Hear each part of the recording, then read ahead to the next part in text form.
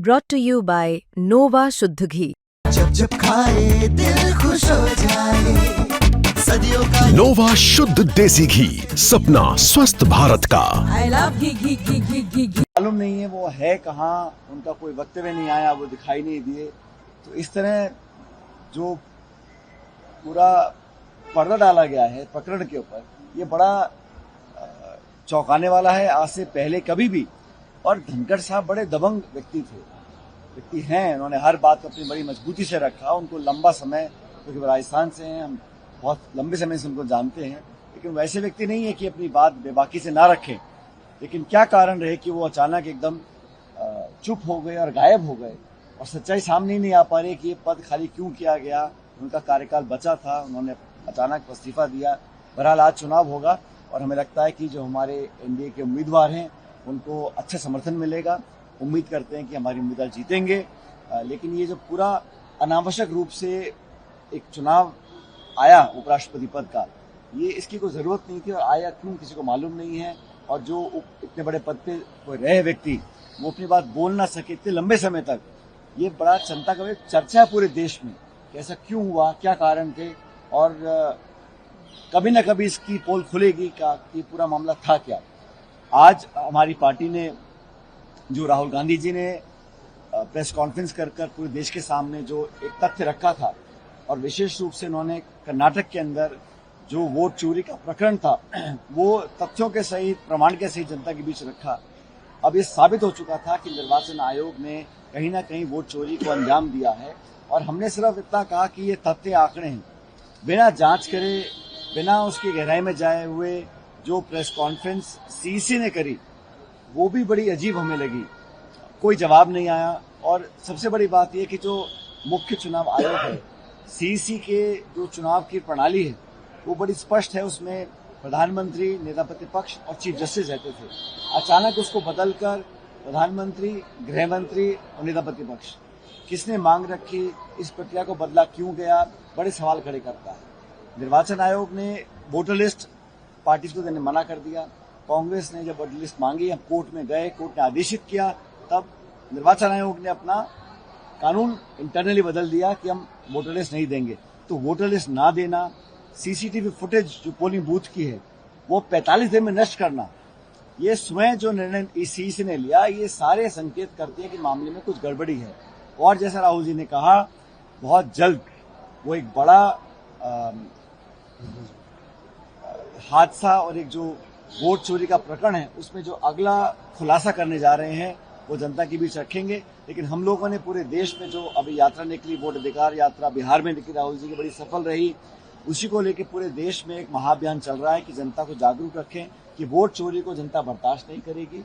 और एक प्रदेश स्तरीय सम्मेलन आज हम लोगों ने रखा बिलासपुर के अंदर, ताकि पूरे छत्तीसगढ़ और पूरे देश को पता रहे कि कैसे नाम गायब हो रहे हैं, वोट जोड़े जा रहे हैं, और निर्वाचन आयोग की जो निष्पक्षता और पारदर्शिता होनी चाहिए, उसमें बहुत बड़ा अभाव है। ये एक बड़ा चुनौती का विषय है पूरे देश की जनता के लिए, हमारे गणतंत्र के लिए, लोकतंत्र के लिए। और समूचा विपक्ष राहुल जी के साथ पूरी जनता खड़ी हुई है इस बात को आगे ले जाने के लिए। आज हम लोग पूरे प्रदेश स्तरीय सम्मेलन कर रहे हैं बिलासपुर के अंदर। उसके बाद 15 तारीख से लेकर हम लोग शुरू करेंगे हस्ताक्षर अभियान। और मैं, हम सब पूरे प्रदेश के नेता, महेंद्र जी, दीपक जी, तमाम जो बाकी नेता हैं, हम सब मिलकर इस जनजागरण अभियान को अंजाम देंगे। हर गांव, ढाणी तक, शहर, कस्बे तक पहुंचकर लोगों को जागरूक रखेंगे और दबाव बनाएंगे निर्वाचन आयोग के ऊपर कि आपको जो जिम्मेदारी दी है कि ईमानदारी से चुनाव कराओ, वोट चोरी को बर्दाश्त जनता नहीं करेगी। इस संकल्प को लेकर हम लोग आगे बढ़ेंगे। सर, नेपाल में एक बड़ा प्रोटेस्ट चल रहा है, 19 लोगों की मौत हो चुकी है, 250 लोगों से ज्यादा घायल। नेपाल में सर एक बड़ा प्रोटेस्ट चल रहा है, उसको किस तरह से 19 लोग की मौत हो चुकी है, 250 से ज्यादा। मैं तो ये चाहूंगा देश भर में, विशेष रूप से हमारे जो निकट वाले देश है, वहां सब शांति कायम रहे। हिंसा किसी भी चीज का जवाब नहीं है। और देश के आसपास जब हमारी सरहद के देशों में ऐसी घटनाएं होती हैं, उसका इफेक्ट हमारे ऊपर पड़ता है। हम चाहेंगे, शांति की अपील हम सब करते हैं, और अमन चैन बना रहे, हम लोग चाहेंगे। सर, 28 चुनाव क्या भूपेश बघेल के नेतृत्व में लड़ा जाएगा? पूर्व मंत्री रविंद्र चौबे ने कहा, दीपक बैज जी ने उनके खिलाफ प्रस्ताव पारित भी किया है, मतलब पीसीसी। कांग्रेस पार्टी की एक बहुत पुरानी परिपाटी है कि हम लोग जब चुनाव लड़ते हैं तो हमारी पार्टी चुनाव लड़ती है, हमारा मुद्दा चुनाव लड़ता है, हमारा मैनिफेस्टो सामूहिक होता है, नेतृत्व सामूहिक होता है।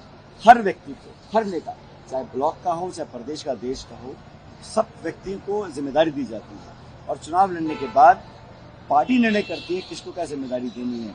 और ये बात सिर्फ एक राज्य की नहीं है, समूचे देश में हमेशा से ही पार्टी ने मिलकर चुनाव लड़ा है और यहाँ पर भी हम सब लोग मिलकर चुनाव लड़ेंगे। आज मुद्दा किसी व्यक्ति विशेष का नहीं है, आज मुद्दा ये है कि पौने 2 साल से जो सरकार बनी है वो अपनी पीठ थपथपाई जा रही है, पेड़ जंगल काटे जा रहे हैं, लोगों के अधिकारों से हनन किया जा रहा है, महिलाओं के साथ अपराध हो रहा है और लॉ एंड ऑर्डर चरमरा चुका है और ये इंजन डबल लगा रखा है और इस सरकार सिर्फ धुआं फेंक रही है, जनता के काम नहीं कर रही है। इस बदलाव को लाने के लिए पूरी पार्टी एकजुट है और हम लोग लड़ेंगे, मिलकर जीतेंगे।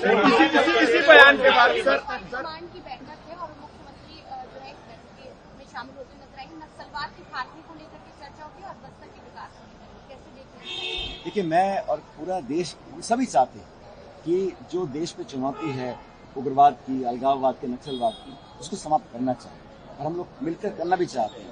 ये मुद्दे को मैं पॉलिटिसाइज नहीं करना चाहता हूँ, लेकिन इस मुद्दे का राजनीतिक फायदा लेने की जो कोशिश भाजपा करती है, प्रचार प्रसार ज्यादा होता है, काम कैसे होता है वो पारदर्शी तरीके से हो, एक्शन लिया जाना चाहिए, लेकिन ये एक ट्रांसपेरेंट तरीके से किया जाना चाहिए। नक्सलवाद के खिलाफ हम सब लोग हैं और नक्सलवाद से, आतंकवाद से जो नुकसान हमारे दल को हुआ है शायद किसी और को नहीं हुआ, लेकिन हम लोग फिर भी चाहेंगे कि जो आगे कदम लिए जाएं, जनता को कॉन्फिडेंस में लिया जाए और सारी जो कार्रवाई हो वो निष्पक्ष तरीके से हो, मजबूत कार्रवाई हो, लेकिन किसी की हानि और नुकसान करके ना हो, हम सब चाहेंगे। हिमाचल प्रदेश सुप्रीम कोर्ट ने कहा है कि भाई ये जो आधार के बारे में डॉक्यूमेंट के रूप में एफआईआर माने, ये जो सुप्रीम कोर्ट की बात है कि सुप्रीम कोर्ट को मजबूरन बताना पड़ रहा है कि आप पहचान पत्र कौन से एक्सेप्ट करेंगे। निर्वाचन आयोग ने कभी एसआईआर के नाम पर, कभी छटनी के नाम पर लाखों लोगों के नाम बिहार में काट दिए हैं। मुझे बड़ा खेद है कि देश के गृह मंत्री बोलते हैं कि राहुल गांधी जी घुसपैठियों की लड़ाई लड़ रहे हैं। अरे जो किसान है, गरीब है, लाचार है, दलित है, आदिवासी है, अल्पसंख्यक है, क्या वो घुसपैठिया है? और मैं तो चुनौती से कह सकता हूं, पिछले 11 साल में बीजेपी एनडीए सरकार ने कितने घुसपैठियों को पकड़ के देश से बाहर निकाला है, उसका जवाब संसद में रखें। वो भाषण देना, चुनाव के समय लोगों की भावनाओं से खेलना और धरातल पर काम करना, ये बहुत अलग अलग बातें हैं, लेकिन सुप्रीम कोर्ट को कहना पड़ रहा है और मैं धन्यवाद देना चाहता हूं सर्वोच्च न्यायालय का कि उन्होंने लोगों के अधिकार छीनने से रोका है। आप वोट की प्रक्रिया को मुश्किल कर दें, नाम काट दें। कई बार हमने देखा है कि एक परिवार के लोगों के वोटर लिस्ट में नाम अलग अलग बूथों पर हैं, मतलब लोग अपनी वोट का प्रयोग ना कर पाए। ये भी एक तरह का प्रहार है हमारे लोकतंत्र के ऊपर, उसके खिलाफ हमारी आवाज बुलंद रहेगी। कोर्ट ने जो कहा है मैं उसका स्वागत करता हूं और इस बात को निर्वाचन आयोग को बहुत गंभीरता से अपने गिरबान में झांकना चाहिए कि आखिरकार क्या जरूरत पड़ी है कि सुप्रीम कोर्ट को बोलना पड़ रहा है। और आधार कार्ड भी सरकार बनाती है, वोटर आईडी कार्ड सरकार बनाती है, निर्वाचन आयोग निष्पक्ष होता है, लेकिन ये जानबूझ के चुनाव से पहले बाधाएं खड़ी कर रहा है, ये मैं बर्दाश्त नहीं करूंगा। सर संगठन में रविंद्र चौधरी के बयान के बाद धर्म जी का भी बयान आता है, कांग्रेस के ही कार्यकर्ताओं को चमचा, सांप बिच्छू कहा जाता है। इसे लेकर के बीजेपी लगातार तंज करती है, कह रही है हमारी पार्टी में देवतुल्य होते हैं हमारे कार्यकर्ता और कांग्रेस में ये स्थिति बनी है। कैसे देख रहे हैं सर आप? भारतीय जनता पार्टी के बारे में बहुत ज्यादा नहीं बोलना चाहता हूं, उनका अंदरूनी मामला है, लेकिन जिस प्रकार मार्गदर्शक मंडल बनाया गया, जिन नेताओं ने इस पार्टी को खड़ा करने में भूमिका निभाई, आज वो लोग कहाँ हैं, कैसे लोगों को उठा के छोड़ा जा रहा है, उनका अंदरूनी मामला है, मैं टिप्पणी नहीं करना चाहता हूँ। हमारी पार्टी का बताना चाह रहा हूँ आपको, हम लोग जहाँ सरकार में हैं वहाँ पूरी शिद्दत से हम लोग कोशिश कर रहे हैं कि जनता के वादों को पूरा करें। जहाँ विपक्ष में हैं वहाँ पे हम एक सक्रिय भूमिका निभा रहे हैं ऑपोजिशन की, और राहुल जी ने जो प्रेरणा दी है उसी प्रकार का नेता हम लोगों को बनना है। छत्तीसगढ़ के अंदर पूरी कांग्रेस पार्टी, और मैं कहना चाहता हूँ तमाम कांग्रेस पार्टी, मीडिया में कौन क्या आप लोग छाप अलग बात है, लेकिन पूरी कांग्रेस पार्टी राहुल जी और खड़गे जी के नेतृत्व में काम कर रही है और हम लोग एक डिसिप्लिन पार्टी हैं। जो आदेश पार्टी देगी उसको तमाम पार्टी के कार्यकर्ता पूरी निष्ठा से उसका निर्वहन करेंगे। आज हमारा मुद्दा है जनता को जागरूक करना, वोट चोरी को रोकना, लोकतंत्र की हत्या ना हो, जंगलों को आधी रात काटा ना जाए और बेईमानी तरीके से चंद लोगों को पूरी देश प्रदेश की संपत्ति सौंपने की जो साजिश हो रही है उसके खिलाफ हम लोग सर प्रदेश